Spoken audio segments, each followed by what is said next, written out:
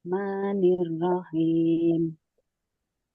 Allazina kanat a'yunuhum fi ghita'in an dzikri wa kanu la yastati'un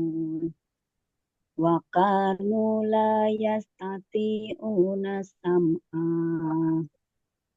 Afahasiballazina kafaru ayyattakhizu ibadi min duni awliya. Inna a'tadna jahannama lil kafirina nuzula. Qul hal nunabbi'ukum bil ahsarina a'mala.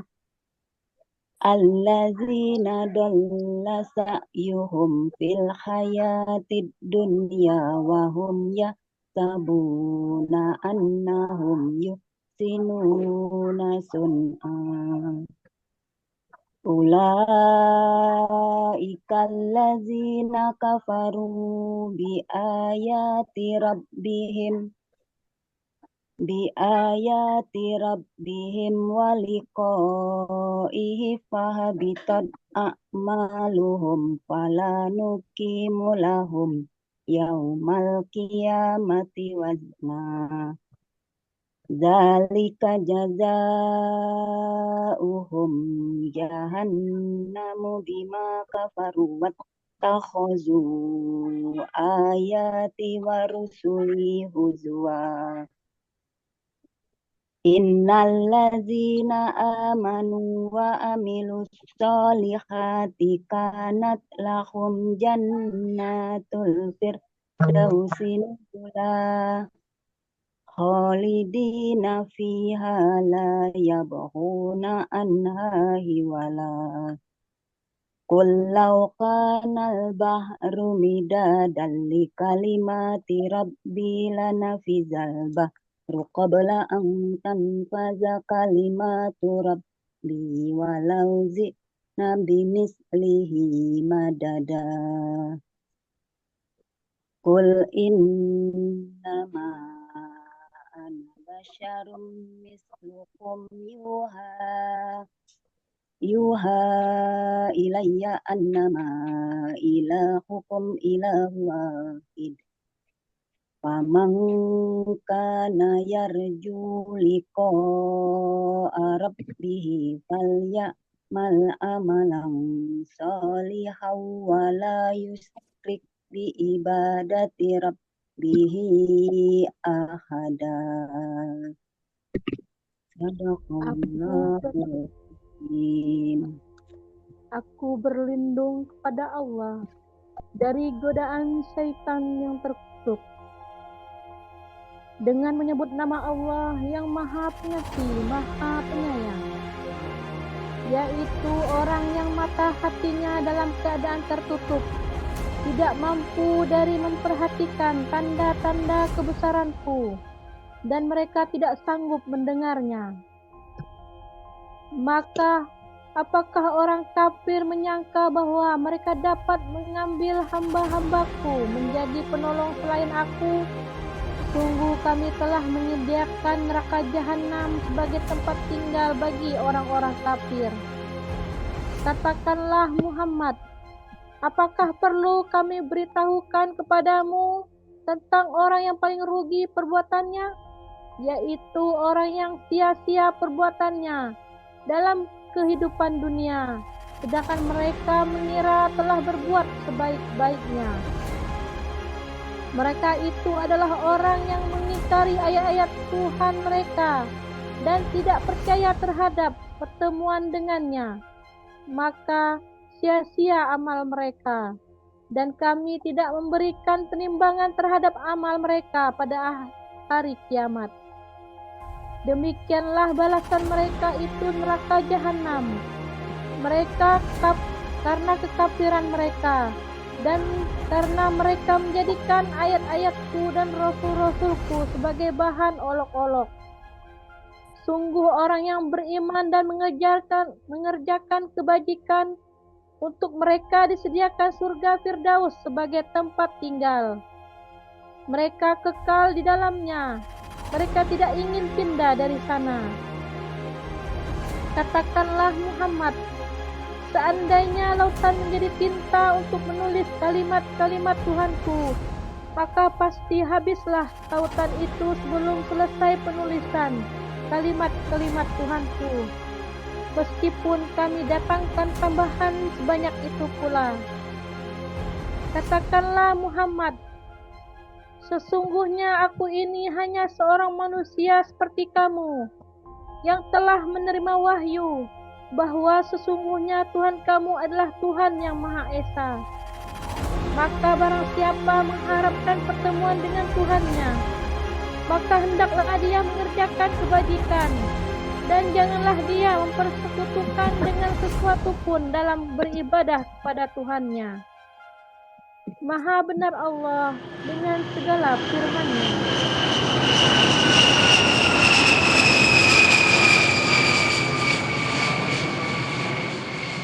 Assalamualaikum warahmatullahi wabarakatuh. Waalaikumsalam warahmatullahi wabarakatuh. Alhamdulillahirabbil alamin, wassalatu wassalamu ala asrofil anbiya'i wal mursalin wa ala alihi wa sahbihi ajmain, amma ba'du.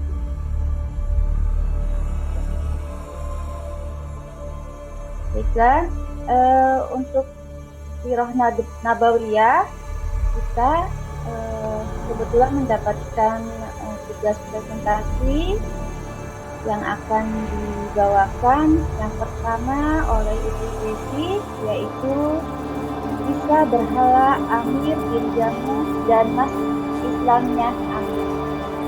Kita langsung aja ya Bu Desi, silahkan saya persilahkan Bu Desi.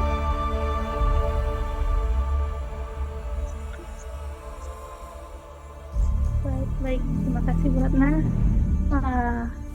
Bismillahirrahmanirrahim.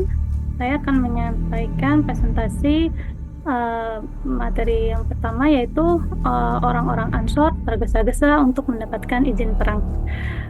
Sebenarnya bab ini adalah melanjutkan kisah tentang Baiat Aqabah yang kedua yang telah dipresentasikan di minggu kemarin.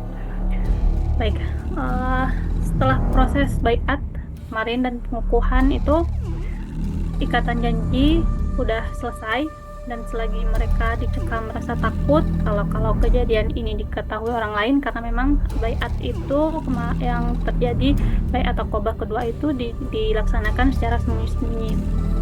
Kemudian tiba-tiba ada seorang pemimpin dari musyrikin yang mengetahui kejadian tersebut. Untungnya hal itu terjadi pada saat-saat terakhir pelaksanaan baiat, sehingga tidak dapat sempat dibocorkan kepada para pemimpin Quraisy. Selagi mereka masih berada di bukit, ada orang musyrik yang sebenarnya itu adalah setan, itu berteriak di suatu tempat tinggi, "Wahai orang-orang yang berada di dalam rumah, apakah kalian menghendaki Muhammad dan orang-orang yang keluar dari agamanya? Mereka telah berkumpul di tempat penggembalaan kalian."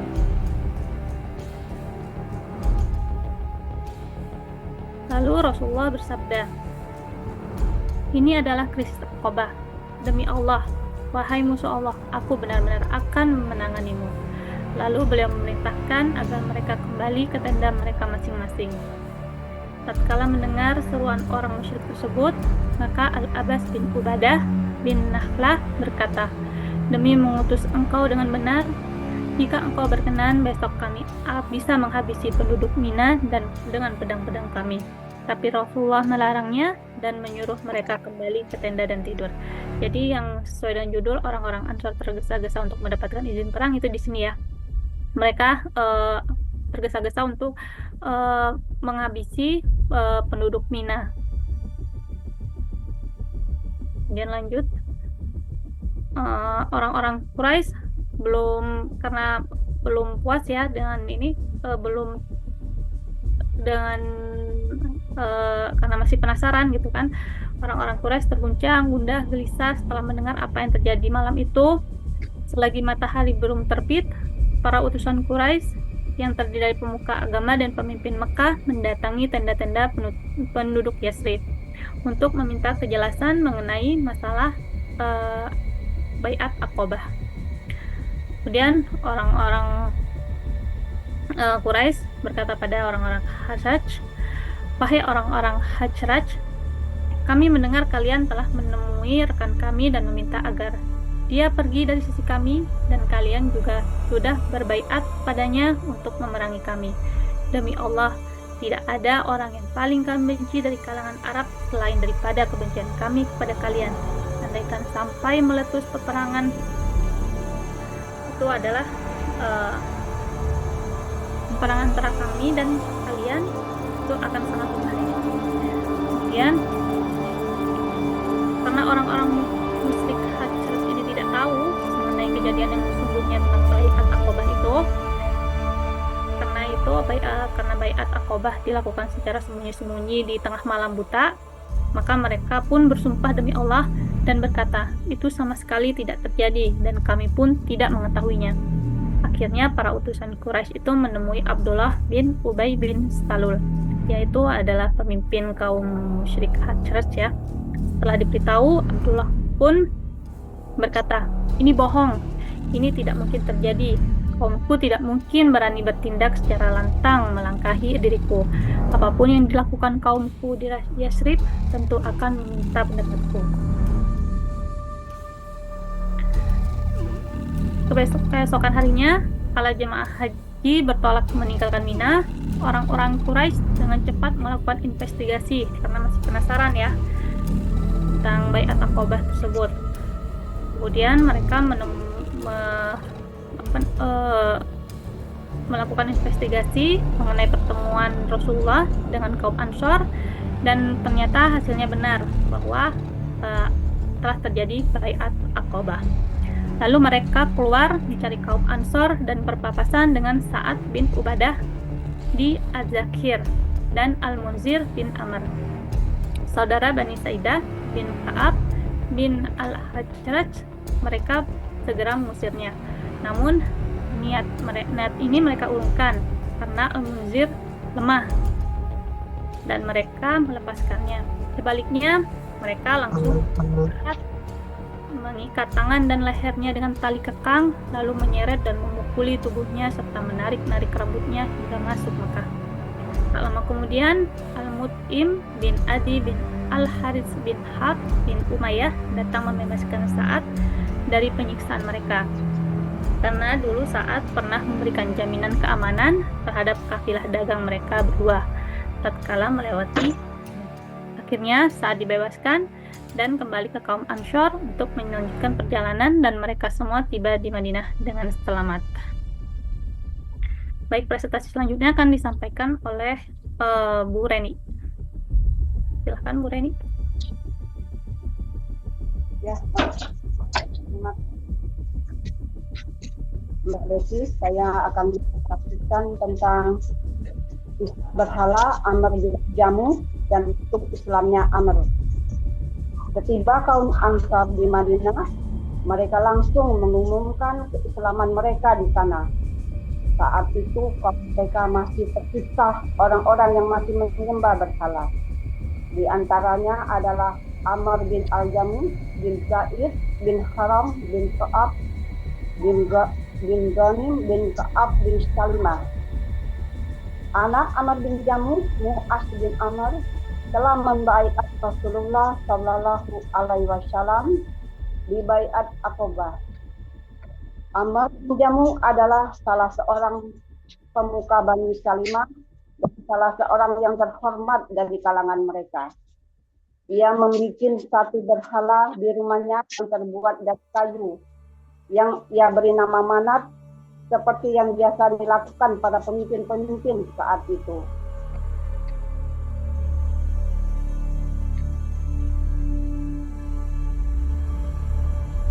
Tak kalah dua pemuda Bani Salimah, yaitu Mu'az bin Jabal dan anak Amr, yaitu Mu'az bin Amr, telah memeluk agama Islam bersama orang lainnya yang telah memeluk agama Islam juga dan ikut menghadiri baiat Aqabah. Pada suatu malam, mereka pergi ke berhala Amr bin Jamuh untuk mengambilnya dan melemparkannya dalam keadaan tergelincir, kepala di bawah, sumur Bani Salimah yang sering dijadikan tempat pembuangan kotoran manusia. Selanjutnya,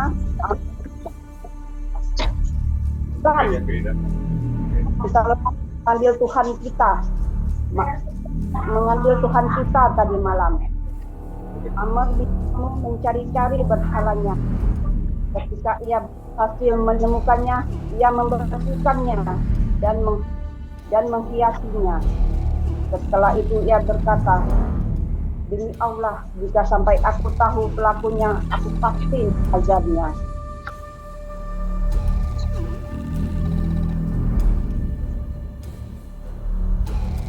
Malam berikutnya, ketika Amr bin Al-Jamuh telah tidur, pemuda-pemuda Islam kali berbuat seperti yang mereka lakukan pada malam sebelumnya.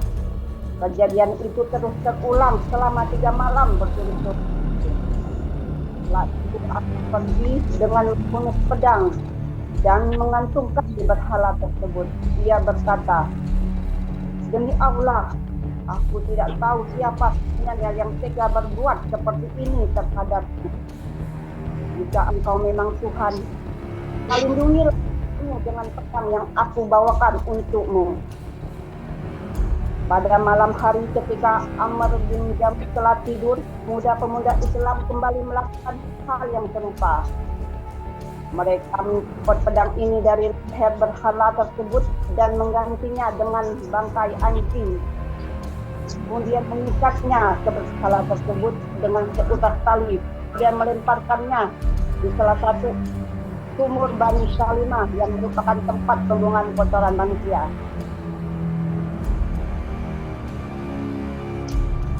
Keesokan harinya, Amr bin Al-Jamuh melihat berhalanya tidak lagi berada di tempatnya. Lalu ia keluar rumah untuk mencarinya,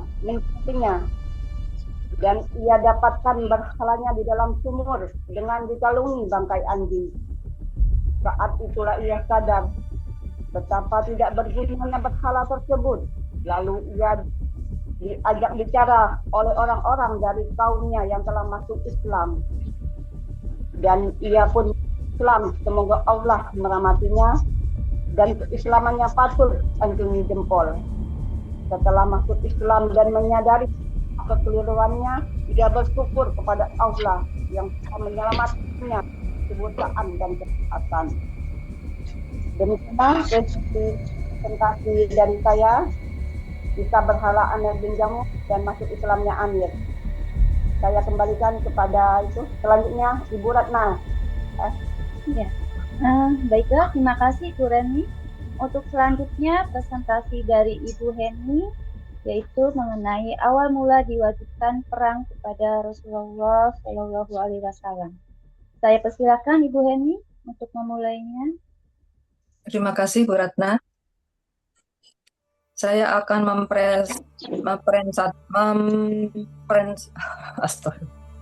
Bismillahirrahmanirrahim. Assalamualaikum warahmatullahi wabarakatuh. Saya akan membawakan presentasi Sirah Nabawiyah dengan judul Awal Mula Diwajibkannya Perang kepada Rasulullah Shallallahu Alaihi Wasallam. Ibnu Hisam berkata, Rasulullah Shallallahu Alaihi Wasallam di awal dakwahnya kepada Allah, beliau tidak diizinkan membalas perlakuan kaum Quraisy, apalagi sampai memerangi mereka. Beliau hanya memerintahkan berdakwah dengan damai, bersabar, dan memaafkan tindakan mereka.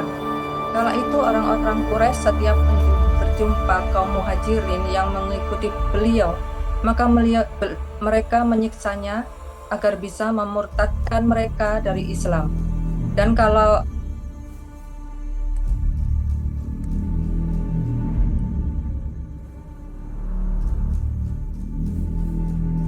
memaafkan tindakan mereka. Kala itu orang-orang Quraisy setiap berjumpa kaum Muhajirin yang mengikuti beliau, maka mereka menyiksanya agar bisa memurtadkan mereka dari Islam.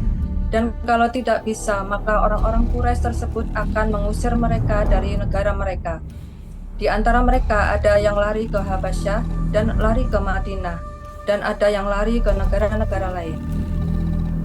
Di tengah-tengah krisis seperti itu, maka Allah mengizinkan Rasulnya Rasulullah Shallallahu Alaihi Wasallam berperang melawan orang-orang yang menzalimi kaum muslimin dan menindas mereka. Ayat pertama yang turun kepada Rasulullah Shallallahu Alaihi Wasallam tentang perintah perang adalah surat Al-Hajj ayat 39 sampai 41. Yaitu telah diizinkan berperang bagi orang-orang yang diperangi karena sesungguhnya mereka telah dianiaya dan sesungguhnya Allah benar-benar Maha. Untuk presentasi selanjutnya, saya persilahkan Ibu Heni.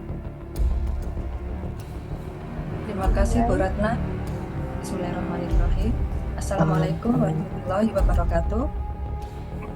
Izinkan saya untuk menyampaikan presentasi yang judulnya awal mula diwajibkannya perang kepada Rasulullah Shallallahu Alaihi Wasallam. Ibnu Hisham berkata, Rasulullah Shallallahu Alaihi Wasallam di awal-awal dakwahnya kepada Allah, beliau tidak diizinkan membalas perlakuan kaum Quraisy, apalagi sampai memerangi mereka. Beliau hanya diperintahkan berdakwah dengan damai, bersabar, dan memaafkan tindakan mereka. Kala itu orang-orang Quraisy setiap berjumpa kaum muhajirin yang mengikuti beliau, maka mereka menyiksanya agar bisa memurtadkan mereka dari Islam, dan kalau tidak bisa, maka orang-orang Quraisy tersebut akan mengusir mereka dari negara mereka. Di antara mereka, ada yang lari ke Habasyah, ada yang lari ke Madinah, dan ada yang lari ke negara-negara lain.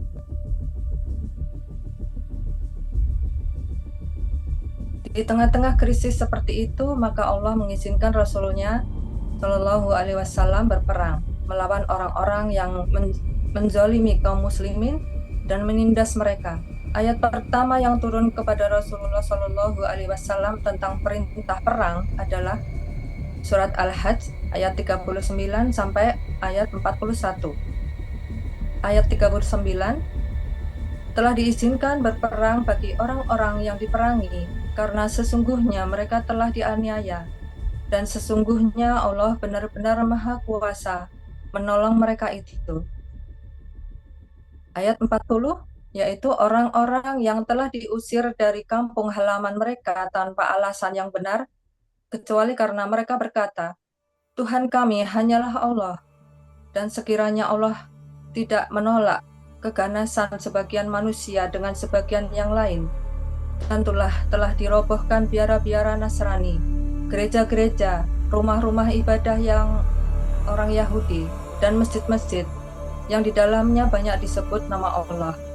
Sesungguhnya Allah pasti menolong orang yang menolong agamanya. Sesungguhnya Allah benar-benar Maha Kuat lagi Maha Perkasa.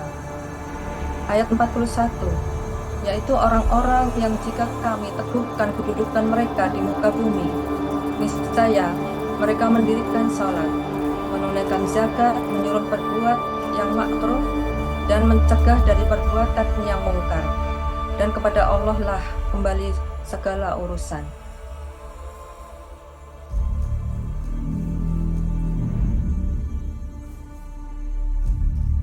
Sesudah itu Allah Tabarak wa Ta'ala menurunkan ayat selanjutnya. Dan perangilah mereka sehingga tidak ada fitnah.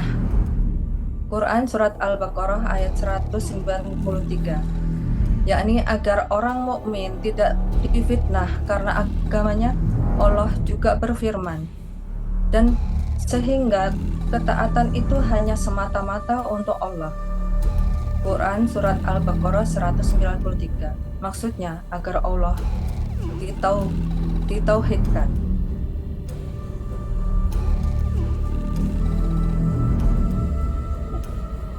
Terima kasih Ibu Heni. Ketika Allah, ya terima kasih. Terima kasih Ibu Heni. Selanjutnya presentasi akan dibawakan oleh saya sendiri, yaitu mengenai izin kepada kaum muslimin Mekah untuk hijrah ke Madinah. Ketika Allah Ta'ala mengizinkan Rasulullah berperang, Rasulullah Shallallahu Alaihi Wasallam memerintahkan sahabat-sahabatnya kaum muhajirin dari kaumnya dan kaum muslimin yang lain di Mekah untuk hijrah ke Madinah dan bergabung dengan saudara-saudara mereka, kaum Ansor. Rasulullah Shallallahu Alaihi Wasallam bersabda, sesungguhnya kalian akan memiliki saudara-saudara dan negeri yang akan menjadikan kalian merasa aman di dalamnya. Lalu kaum muslimin Mekah pun berhijrah ke Madinah secara bergelombang. Sementara Rasulullah Shallallahu Alaihi Wasallam tetap berada di Mekah, menunggu izin dari Allah Subhanahu Wa Taala untuk berhijrah dari Mekah ke Madinah.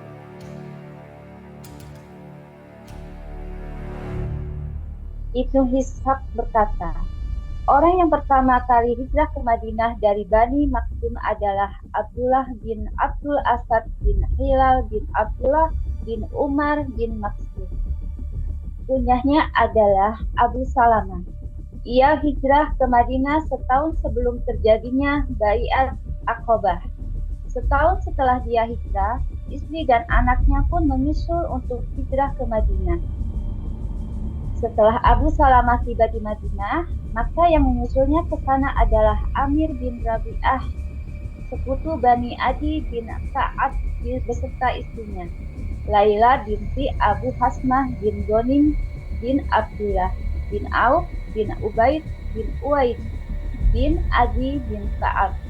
Kemudian Abdullah bin Jahsi bin Ri'ab bin Ya'mur bin Sadirah dan bin Murrah bin Kabir bin Ghanim bin Dudan bin Asad bin Huzaimah, sekutu Bani Umayyah bin Abdusam. Abdullah bin Jahsy membawa hijrah istri dan saudaranya, Abdul bin Jahsy, yang lebih dikenal dengan nama Abu Ahmad.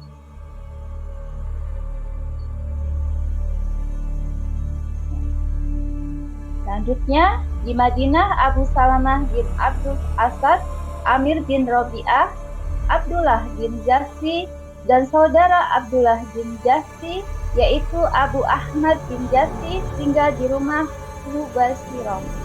Mubashir bin Abdul Muzir bin Janbar di Kuba, di Bani Amr bin Auf.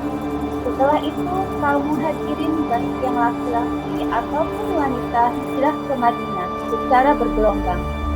Mereka adalah Bani Dudan yang telah masuk Islam, lalu disusul Abdullah bin Jahsy, saudara Abdullah bin Jahsy yang bernama Abu Ahmad bin Jahsy, Ukaisah bin Musad, Sujah bin Wahab, Uqbah bin Wahab, Arbad bin Humaysirah. Kemudian diikuti juga oleh Unsid bin Mufadah, Sa'id bin Rukaisah, Masrud bin Naziyah, Yazid bin Rukaisi, Qais bin Khabir, Amr bin Miskan, Malik bin Amr, Safwan bin Amr, Saqab bin Amr, Rabi'ah Aqsa. Kemudian Az-Zubair bin Ubayyah, Taman bin Ubaidah, Syaqabah bin Ubaidah, dan Muhammad bin Abdullah bin Jahsy. Sementara yang wanita, yaitu mereka adalah Zainab bin Jahsy, Ummu Habib bin Jahsy, Jujamah binti Jadal, Ummu Qais binti Misran, Ummu Habib binti Sumamah, Aminah binti Qais, Sakharah binti Tamim, dan Hamis binti Jasur.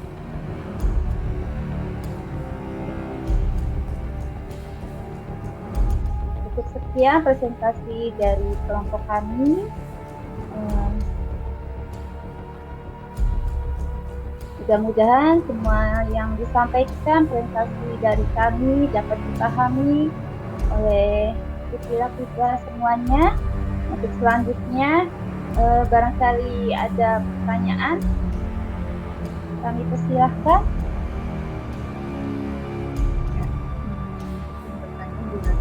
Mungkin pertanyaannya lebih ke siapa ya tadi yang menjelaskan tentang penangkapan Sa'ad bin Ubadah itu, yang saya mau tanyakan, mengapa kaum Quraisy itu harus menangkap Sa'ad bin Ubadah? Ya, segitu saja Baik, mungkin. terima kasih Bu Diana. Kenapa nggak yang lain ya? Ya, untuk presentasi yang akan untuk pertanyaan dari Bu Diana itu berkaitan dengan presentasi yang dibawakan oleh Ibu Desi. Itunya dimatikan dulu aja screen-nya, Des.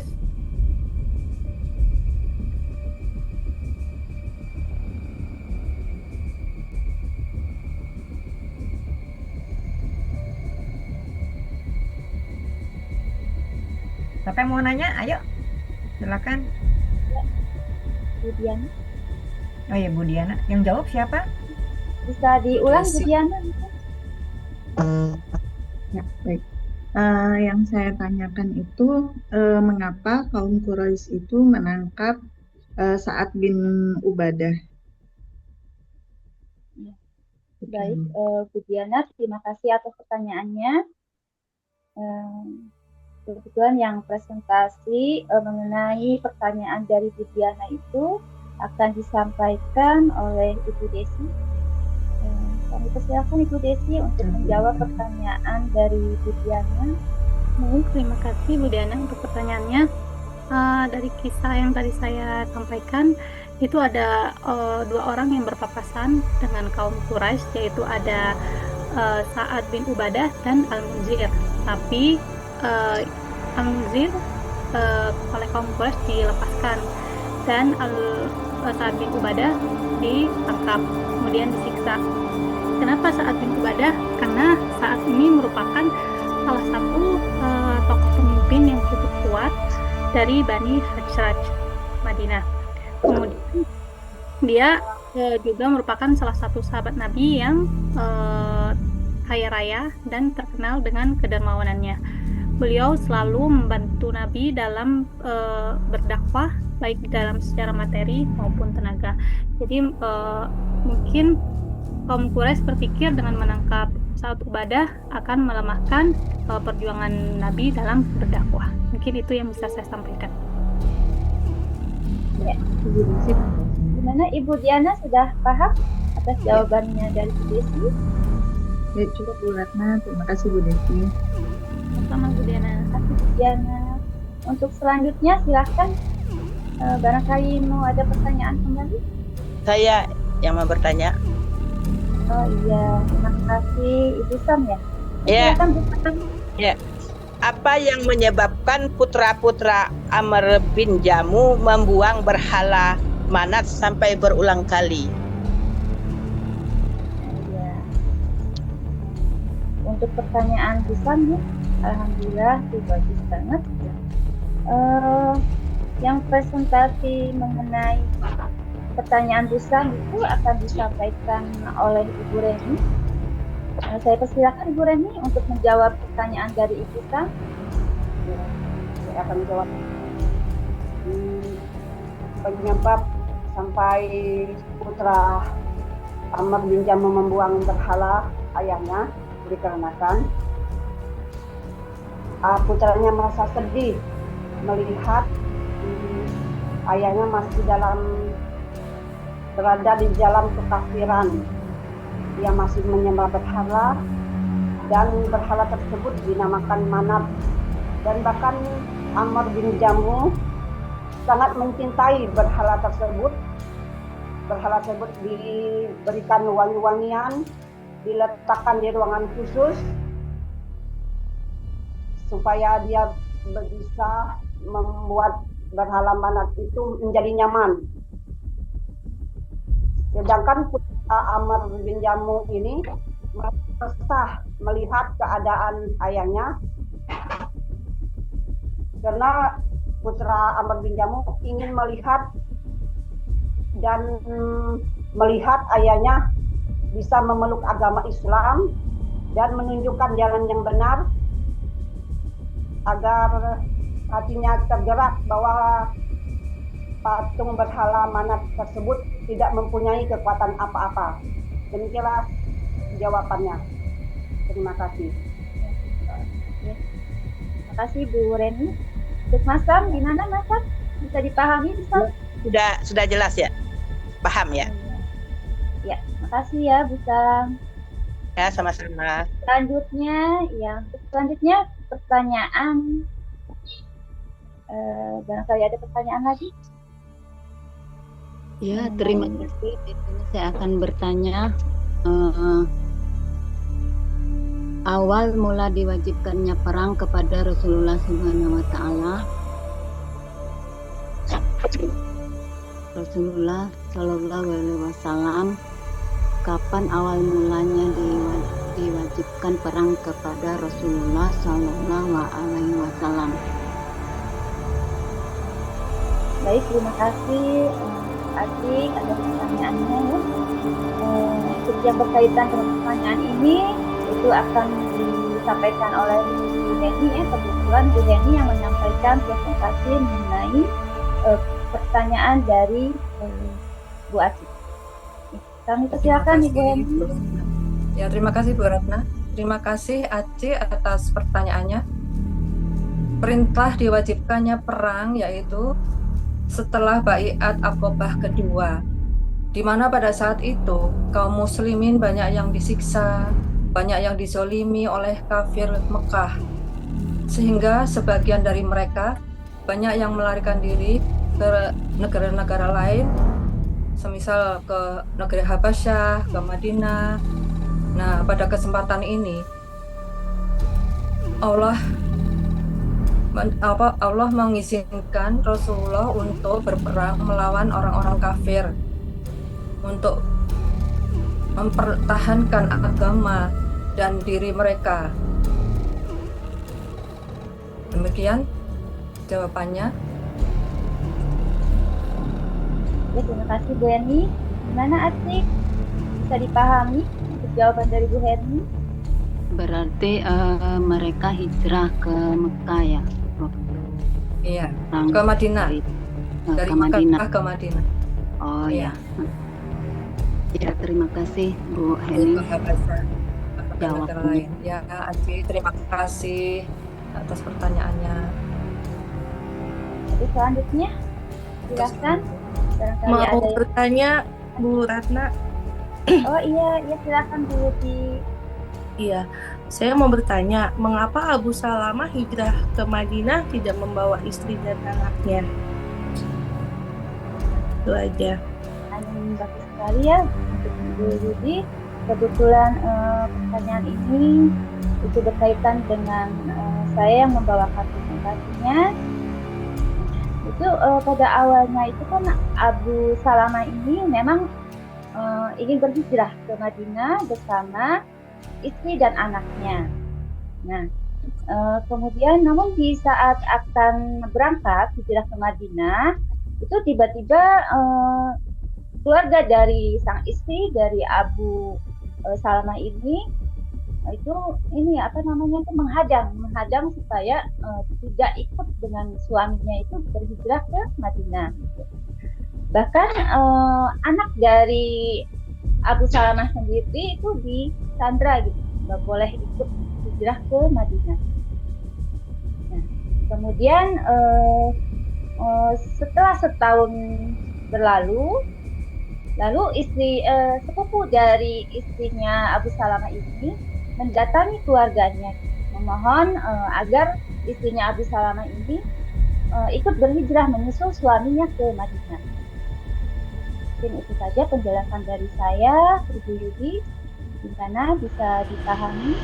Insya Allah bisa. Terima kasih.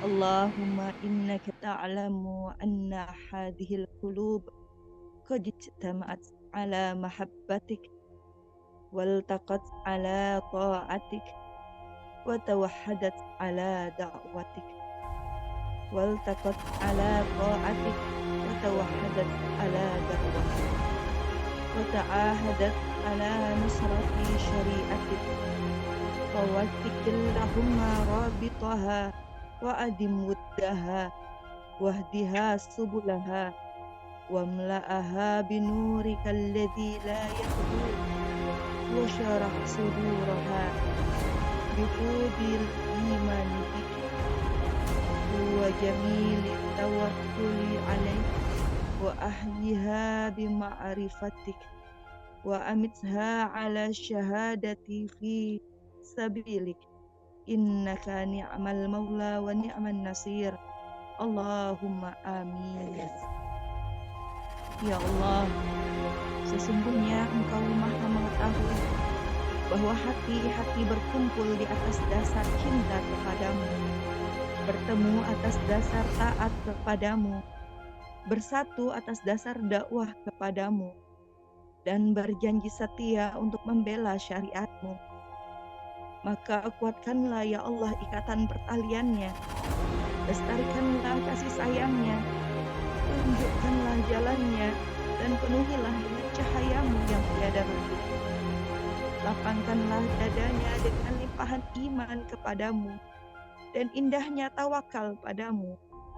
Hidupkanlah ia dengan makrifat kepadamu, dan matikan ia sebagai syahid di jalanmu. Sesungguhnya Engkau sebaik-baik pelindung dan sebaik-baik penolong. Amin. Terima kasih Ibu Maryam. Mari kita bersama membacakan istighfar 3 kali dan doa kafaratul majelis. Astagfirullahaladzim, astagfirullahaladzim, astagfirullahaladzim. Subhanakallahumma wa bihamdika asyhadu an la ilaha illa anta astaghfiruka wa atubu ilaik.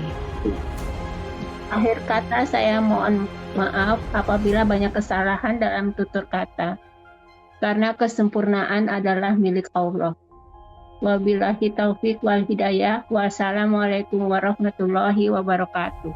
Waalaikumsalam warahmatullahi wabarakatuh.